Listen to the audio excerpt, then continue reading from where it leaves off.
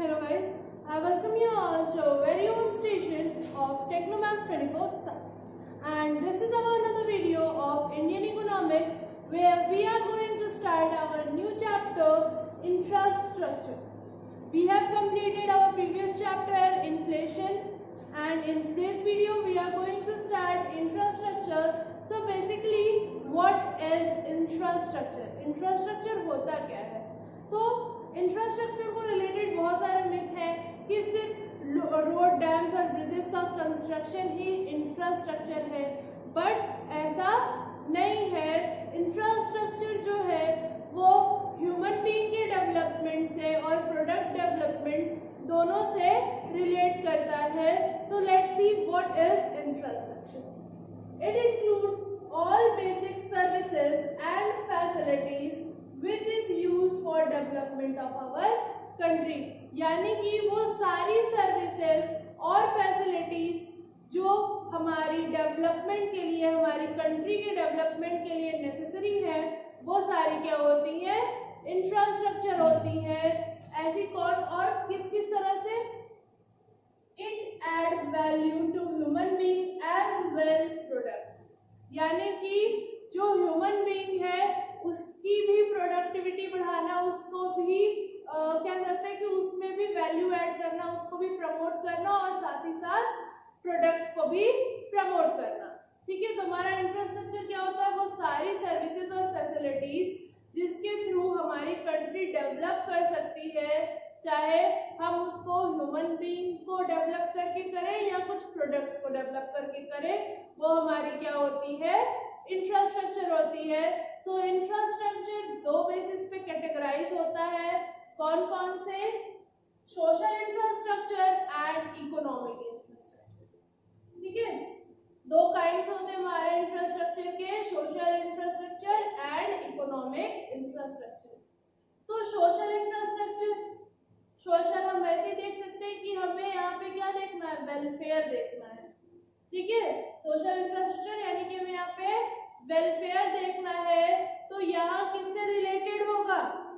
जो चीजें ह्यूमन को अफेक्ट करे, जो चीज ह्यूमंस के लिए अच्छी हो, वो हमारा किस में आएगा? सोशल इंफ्रास्ट्रक्चर में। जैसे कि हेल्थ केयर,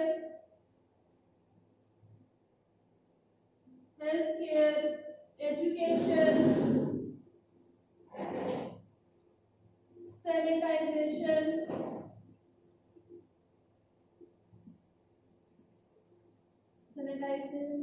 ठीक है, ऐसी चीजें जो हमारे ह्यूमन बीइंग के वेलफेयर के लिए अच्छी हो, जैसे क्लीननेस हो गया, ठीक, और कह सकते हैं प्रॉपर एजुकेशन फैसिलिटीज हो गई, प्रॉपर हेल्थ केयर फैसिलिटीज हो गई, हॉस्पिटल्स हो गए, ये सारे हमारे किस में आ जाएंगे?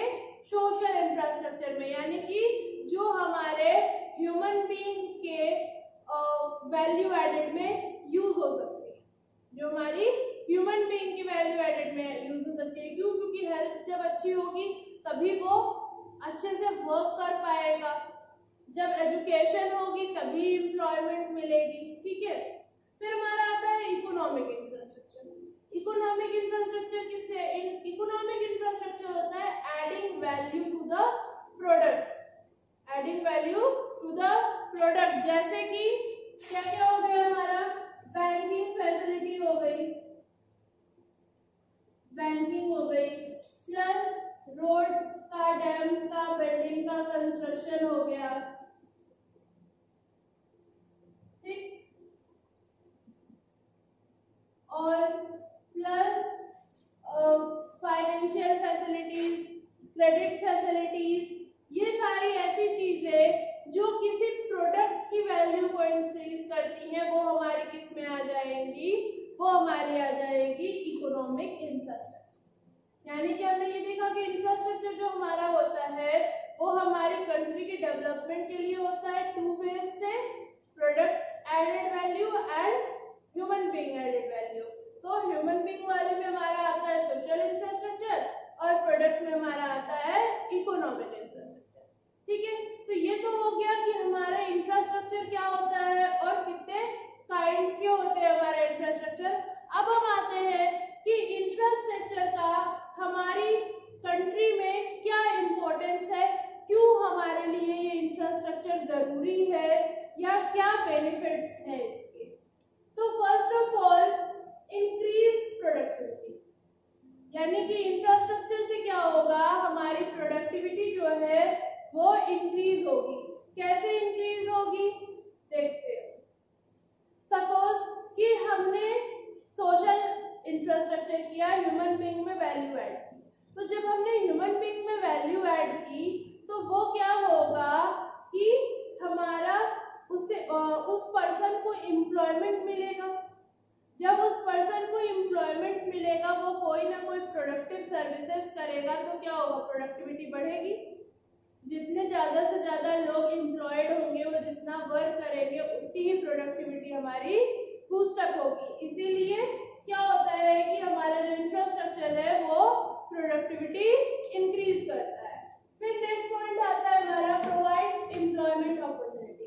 अभी हमने ये भी देख लिया, इसको दो वेज में देख सकते हैं। पहला तो हमने भी देखा कि अगर एजुकेशन मिलेगी, प्रॉपर हेल्थ केयर रहेगा, तो क्या होगा कि एम्प्लॉयमेंट अपॉर्चुनिटी ग्रो करेगी। प्लस हमारा ये जो डैम्स, ब्रिजेस और इन सब का रोड्स का कंस्ट्रक्शन है, इससे भी क्या होगा, एम्प्लॉयमेंट मिलेगी। अभी होगा, इससे कैसे एम्प्लॉयमेंट मिलेगी। तो जब भी अगर हम किसी डैम का कंस्ट्रक्शन करते हैं तो नियर अबाउट 1 से 2000 पीपल वहां पे लगते हैं उस कंस्ट्रक्शन के लिए।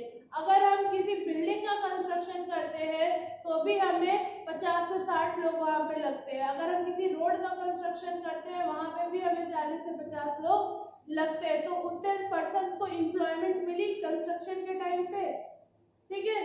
तो ये हुआ प्रोवाइड एम्प्लॉयमेंट अपॉर्चुनिटी, यानी कि सोशल इंफ्रास्ट्रक्चर से भी हमने अपॉर्चुनिटी प्रोवाइड की, उनको बेटर हेल्थ केयर और बेटर एजुकेशन देके, और इकोनॉमिक इंफ्रास्ट्रक्चर से भी हमने फैसिलिटी प्रोवाइड की, उनको जॉब देके वाइल कंस्ट्रक्शन।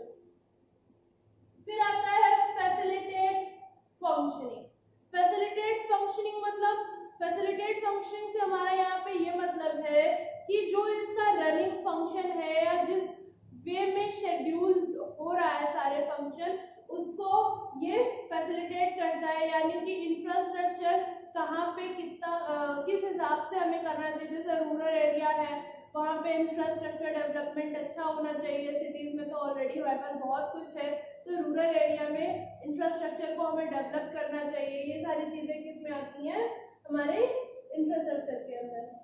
फिर प्रमोट्स इकोनॉमिक ग्रोथ। जब हमारी पीपल ज्यादा से ज्यादा एम्प्लॉयड होगी तो क्या होगा, हमारी नेशनल इनकम भी बढ़ेगी और हमारी जीडीपी बढ़ेगी। प्लस हमारी इकोनॉमी में जब एम्प्लॉयमेंट राइज कर रही है तो वो हमारा क्या होगा, इकोनॉमिक ग्रोथ उससे रेज हो। क्यों, क्योंकि हमारी नेशनल इनकम भी बढ़ रही है, हमारी इकोनॉमी में एम्प्लॉयमेंट भी बढ़ रही है और हमारी जीडीपी जो है वो तो राइज कर ही रही है। तो क्या होगा, इससे हमारा इकोनॉमिक ग्रोथ होगा।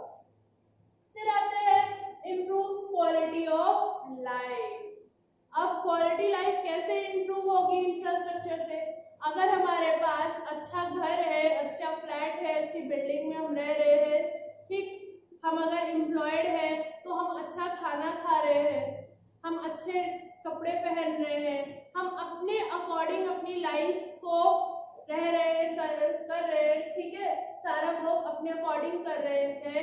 या हम ये कह सकते हैं कि डिजायर्ड लाइफ जो हमारी है, हम उसको अगर कैरी ऑन कर रहे हैं तो वो हमारी क्या हो गई, क्वालिटी लाइफ। और ये कभी हो सकती है जब हम एम्प्लॉयड हो। एम्प्लॉयड कैसे होंगे, जब हमारा सोशल और इकोनॉमिक इंफ्रास्ट्रक्चर डेवलप होगा, ठीक है। फिर आते हैं फैसिलिटेट्स आउटसोर्सिंग। आउटसोर्सिंग हम सबने पढ़ा था अपने प्रीवियस वीडियोस में। आउटसोर्सिंग क्या होता है, तो आउटसोर्सिंग हमारा जो है, आउटसोर्सिंग हमारा ये होता है कि किसी अदर कंट्री से या किसी अदर कंपनी से अपने वर्क को करवाना। यानी कि अपना जो डे टू डे वर्क है वो किसी अदर एजेंसी से, अदर कंपनी से या फिर अदर कंट्री से लेबर को हायर करके वर्क को करवाना। जैसे कि सपोज अगर हमको कॉल का काम है तो हमने कॉल सेंटर को अपॉइंट कर लिया अपने डे टू डे कॉल्स को हैंडल करने के लिए, या फिर एडवर्टाइजिंग से रिलेटेड काम है तो हमने किसी एडवर्टाइजिंग एजेंसी को हायर कर लिया, ठीक है, या फिर रिकॉर्ड्स मेंटेन करना है तो उसके लिए हमने किसी रिकॉर्ड कीपिंग एजेंसी को हायर कर लिया। इस तरह से आउटसोर्सिंग करके अपने वर्क को करवाना, उसको उसके लिए पे करना, तो उनका भी बेनिफिट हो गया और हमारा भी बेनिफिट हो गया कि हम अपने मेन ऑब्जेक्टिव पे फोकस कर सकते हैं उन चीजों को छोड़ के, ठीक है। तो यानी कि ये आउटसोर्सिंग को भी प्रमोट करता है, आउटसोर्सिंग में भी हेल्प करता है। सो ये थे हमारे इम्पोर्टेंस ऑफ इंफ्रास्ट्रक्चर। क्या क्या थे कि प्रोडक्टिविटी बूस्टअप होती है, अपॉर्चुनिटी एम्प्लॉयमेंट अपॉर्चुनिटी राइज होती है, plus facilitate functioning economic growth rise होती है, इकोनॉमिक ग्रोथ को ये प्रमोट करता है, प्लस हमें क्वालिटी लाइफ देता है, देन फैसिलिटेट्स आउटसोर्सिंग, आउटसोर्सिंग को भी फैसिलिटेट करता है। Okay, so by this topic हमारा ये वीडियो यही एंड होता है। इसमें हमने देखा कि इंफ्रास्ट्रक्चर क्या होते हैं, काइंड्स ऑफ इंफ्रास्ट्रक्चर क्या क्या है और इम्पोर्टेंस ऑफ इंफ्रास्ट्रक्चर क्या क्या है। अब हम मिलेंगे अपनी